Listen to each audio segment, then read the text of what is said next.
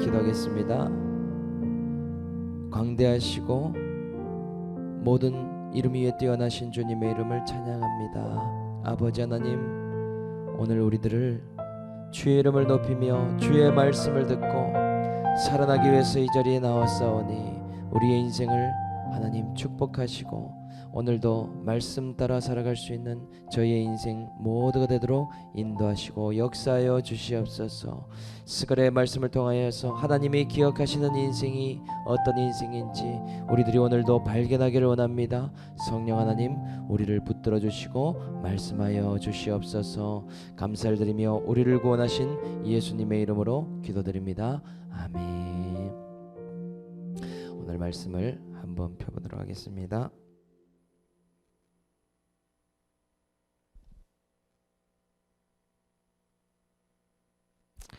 오늘 말씀은 27일 말씀이네요. 우리 첫 단락만 한번 읽어보도록 하겠습니다. 첫 단락 시작.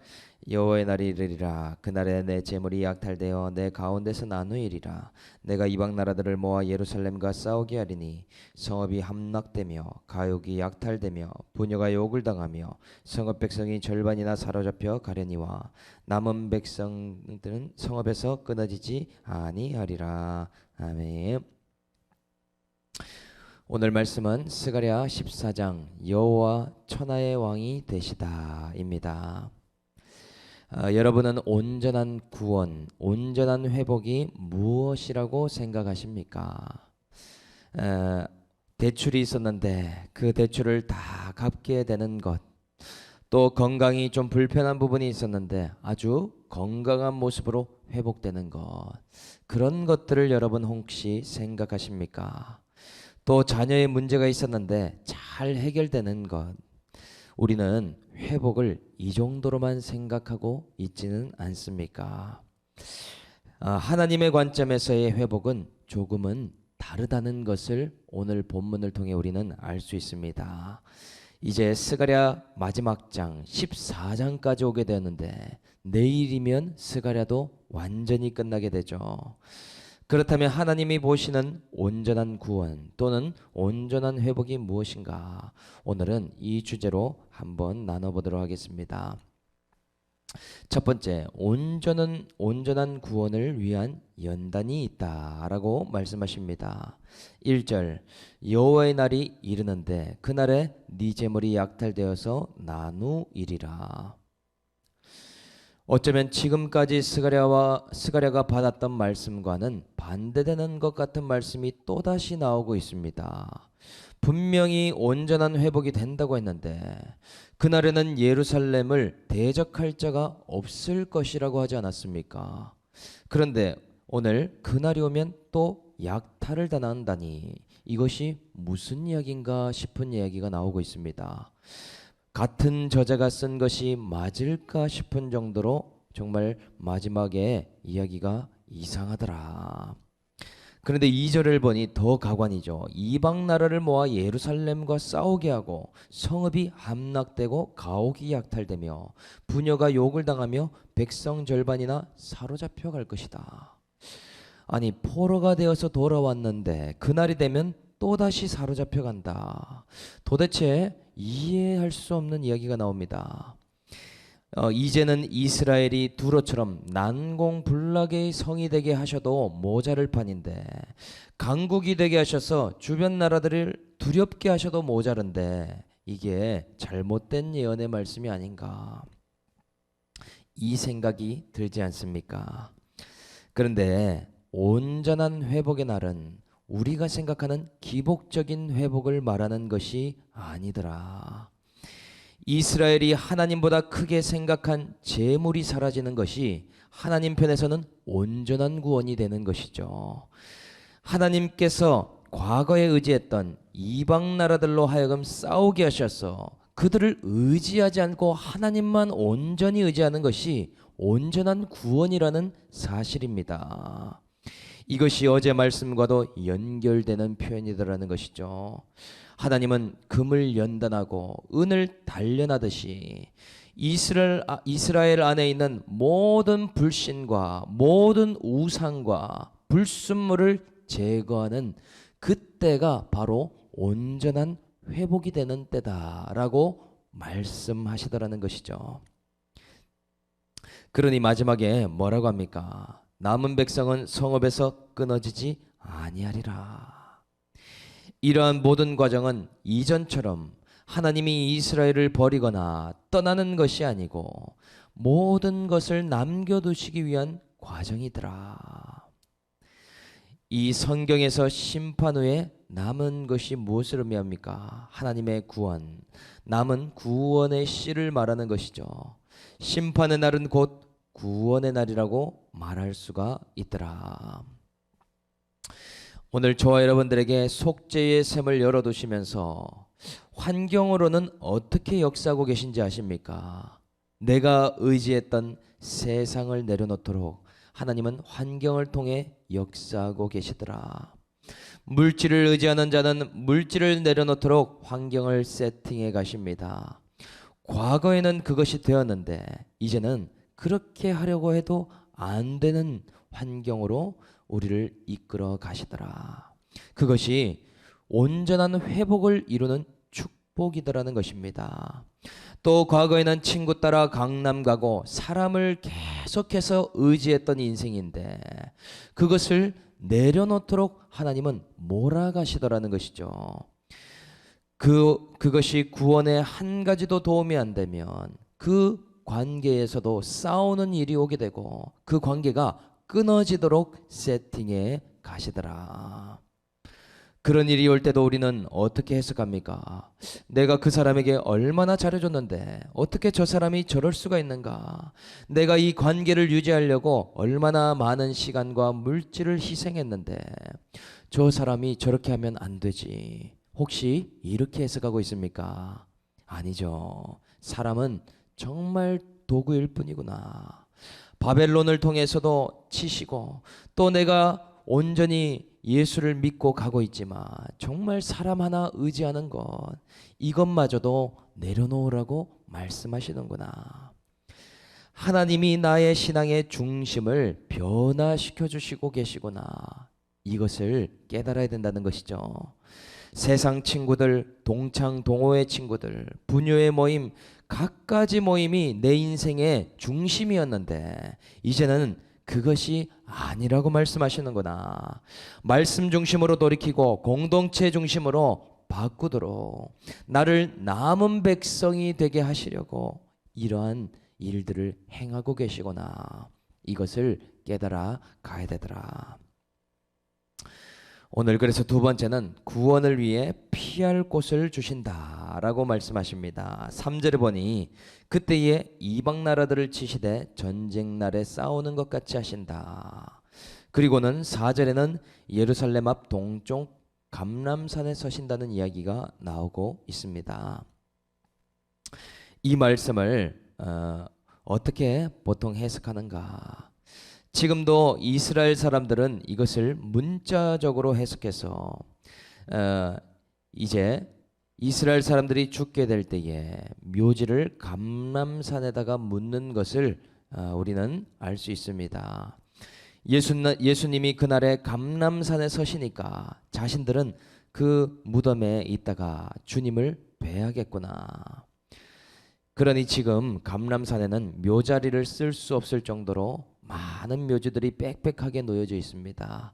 발 디딜 틈도 없어서 석관을 세로로 세워 안치시킬 정도가 되었다. 왜 그렇습니까? 마지막 날 주님이 감람산에 오시니 모두가 예수님을 만나기 위해서 그런 적용을 하고 있더라. 그런데 사실은 그 다음 내용이 더 중요합니다. 그 감람산이 동서로 갈라져서 골짜기가 되게 하시며 피난처가 되게 하시겠다라는 내용이 핵심의 내용이더라.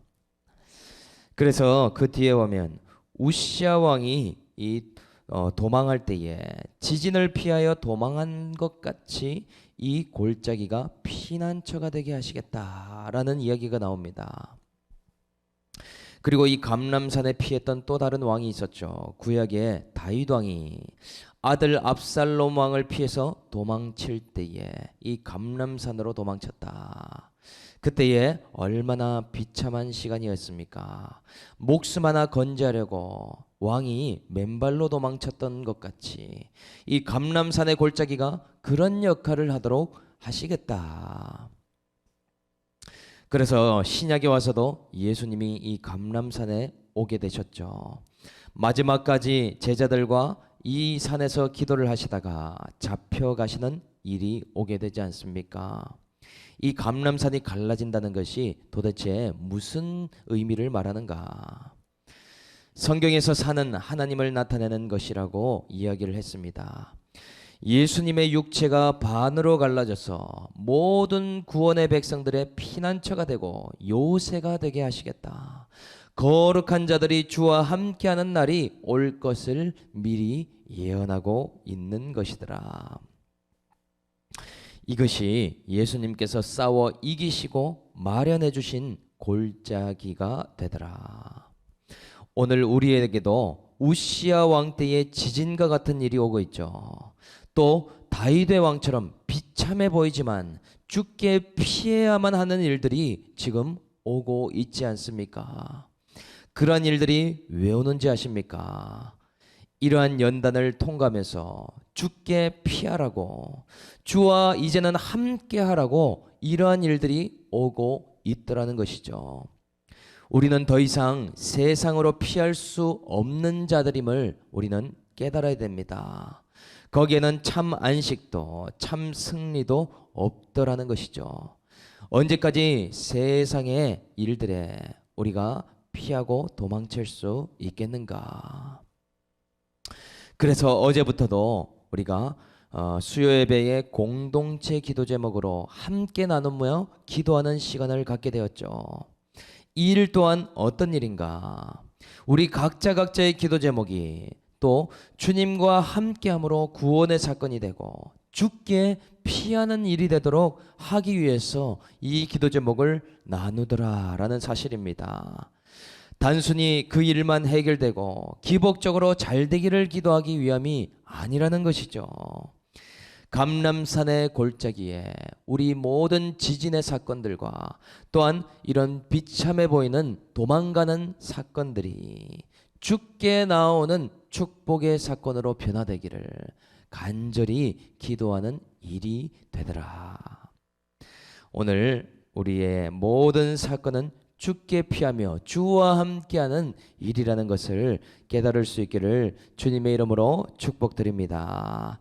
그래서 마지막 세 번째는 생수가 예루살렘에 솟아 나와 평안이 있게 될 것이다.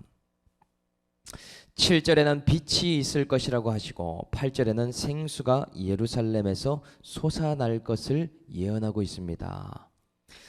그런데 이 일이 요한복음 7장에도 기록되어 있죠. 나를 믿는 자는 그 배에서 생수의 강이 흘러나오리라. 이 예루살렘이 누구를 의미하는지 아십니까? 바로 택자인 우리들을 이야기하는 것이죠.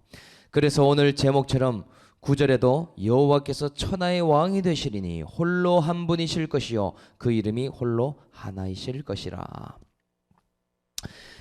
다시는 저주가 있지 않고 예루살렘이 평안히 설 것을 오늘 스가랴가 예언하고 있습니다.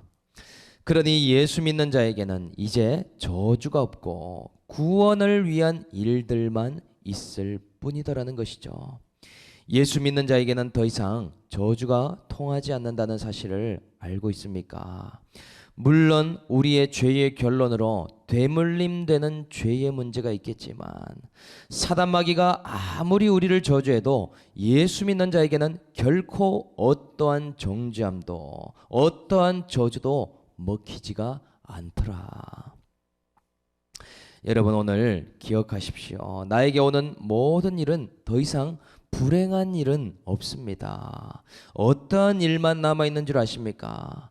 이 세상에 주님이 통치하심으로 나를 구원하는 일밖에는 오지 않더라. 나를 괴롭게 하시려고 오는 일이 아니고 우리 가정을 살리는 일로 찾아오시는 것이죠. 내 인생을 변화시키는 일만 있으며 우리 공동체의 성전을 재건하는 일만 있을 뿐이더라. 이러한 말씀이 있을 때에 우리가 어떠한 인생을 살게 됩니까? 평안히 설 수 있는 인생을 살게 되더라. 환경이 평안한 것이 아니라 이 말씀으로 해석하게 될 때에 오늘도 나에게 구원의 일이 오고 있구나. 내 속에 생수의 강이 샘솟아남으로 나를 평안하게 만들어 주고 계시구나. 이것을 깨닫게 되더라는 것입니다. 저 여러분들은 오늘 어떠한 저주가 아니라 매일매일 온전한 구원을 이루어가라고 주시는 환경으로 인도하심을 믿을 수 있는 우리 올리브 공동체 모두가 되기를 주님의 이름으로 축복합니다. 적용 질문 드리겠습니다.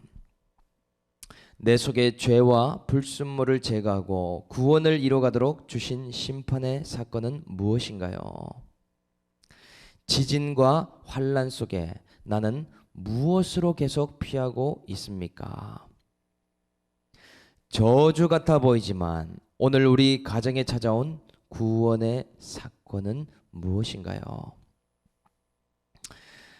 그리고 공동체 기도 제목 한 가지, 양석자 집사님 아들 태가 29일 시험이 있는데 시험을 통해서도 주님을 만나고 구원이 사건이 되도록 기도해 주시길 바랍니다.